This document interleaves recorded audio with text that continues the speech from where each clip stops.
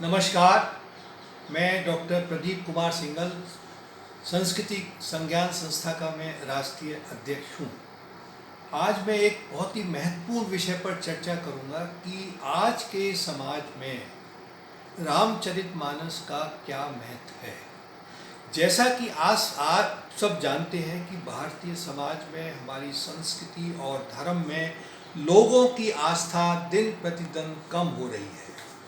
इसका एक महत्वपूर्ण कारण ये है कि हमारे परिवारों में जो हमारे सनातन धर्म के जो धर्म ग्रंथ हैं उनका पठन पाठन बहुत ही कम हो गया है। इसका एक महत्वपूर्ण कारण ये लगता है कि जो हमारे मंदिर के जो छोटे छोटे मंदिर के पुजारी हैं उनका किसी तरह से समाज से संपर्क कम हो गया है। तो हमारा ये प्रयास है कि क्या इन छोटे छोटे मंदिर के पुजारियों द्वारा हम अपनी संस्कृति को पुनर्स्थापित और पुनर्जीवित कर सकते हैं। उसके लिए हमें ये ध्यान में आता है कि जो प्रभु श्री राम का जो चरित्र है, जो रामचरितमानस है, देखिए जो हमारे छोटे छोटे मंदिर के पुजारी हैं, हमारे पूरे भारतवर्ष की 90% से ज़्यादा जो समाज है वो उनके डायरेक्ट टच में है, कांटेक्ट में आता है।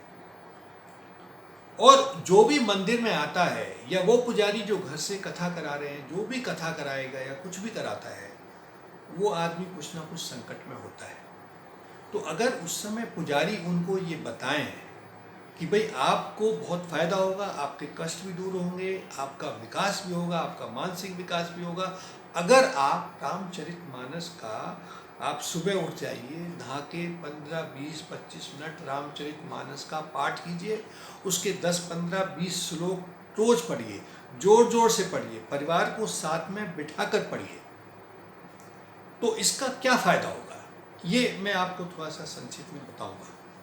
देखिए, आप जानते हैं कि हमारी जो संस्कृति है वो बहुत खतरे में है।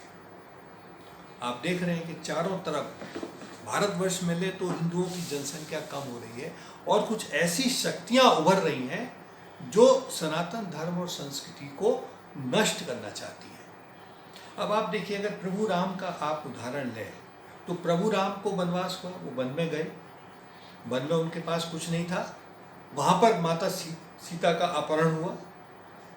तब भगवान राम ने, जो कि भगवान राम अहिंसा को मानते थे, लेकिन जब उनकी पत्नी का अपहरण हुआ तो भगवान राम ने देखिए पूरी सेना तैयार की और पूरा समुद्र लांघ कर वो लंका गए।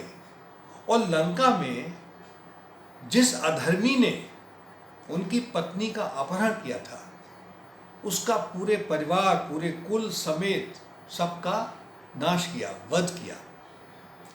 तो इसी तरह से चूंकि हमारे धर्म में लोग कहते हैं जी हमारा अहिंसा परमो धर्म कहते हैं बस, लेकिन आगे भी है भाई, अहिंसा परमो धर्म, धर्म हिंसा तथैव च, मतलब अहिंसा हमारा धर्म है, ठीक है, लेकिन धर्म की रक्षा करने के लिए हिंसा करना उससे भी ज़्यादा श्रेष्ठ है।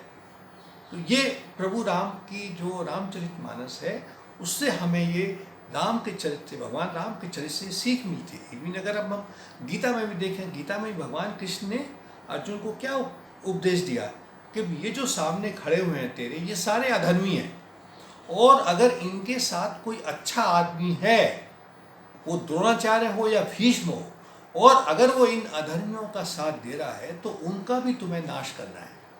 तो इसलिए ये बहुत ज़रूरी है कि हम अपने समाज में हम रामचरितमानस को लोग पढ़ें, रामचरितमानस को पढ़ के प्रभु राम का चरित्र वो जानें, ताकि वो भारतीय संस्कृति और धर्म को बचाने के लिए अपने अंदर ताकत जुटा सकें। एक तो ये है बड़ा। दूसरा जो रामचरितमानस आप देखिए, इसको पढ़ने से इवन आपके जो हमारे संस्कृति के जितने भी धर्म ग्रंथ हैं, वो हनुमान चालीसा हो, गायत्री मंत्र हो, जितने भी धर्म ग्रंथ हैं, इन पे बाकायदा रिसर्च हो रही है और ये देखा गया है कि इन धर्म ग्रंथों को पढ़ने से आदमी के अंदर सकारात्मक सोच आती है, उससे उसका विकास होता है, उसके परिवार का विकास होगा, समाज का विकास होगा, देश का विकास होगा। इसीलिए आप देखिए, आज जो भारतीय संस्कृति के जो बच्चे हैं वो बाहर विदेशों में, आप यूरोप में देख लीजिए, अमेरिका में देख लीजिए, अगर आप टॉप 500 फॉर्चून कंपनियां देखें तो उसमें 130 ज़्यादा कंपनियों में भारतीय हैं। ऑस्ट्रेलिया में देख लीजिए आप, ऑस्ट्रेलिया में जो सेकंड हाईएस्ट जो इनकम टैक्स पे करते हैं वो भारतीय हैं। अभी आप देखिए यूके के पीएम ने रिजाइन किया है, बोरिस जॉनसन ने, तो जो वहाँ का प्राइम मिनिस्टर बनने के लिए जो रेस में लोग हैं उसमें 2 भारतीय मूल के लोग हैं।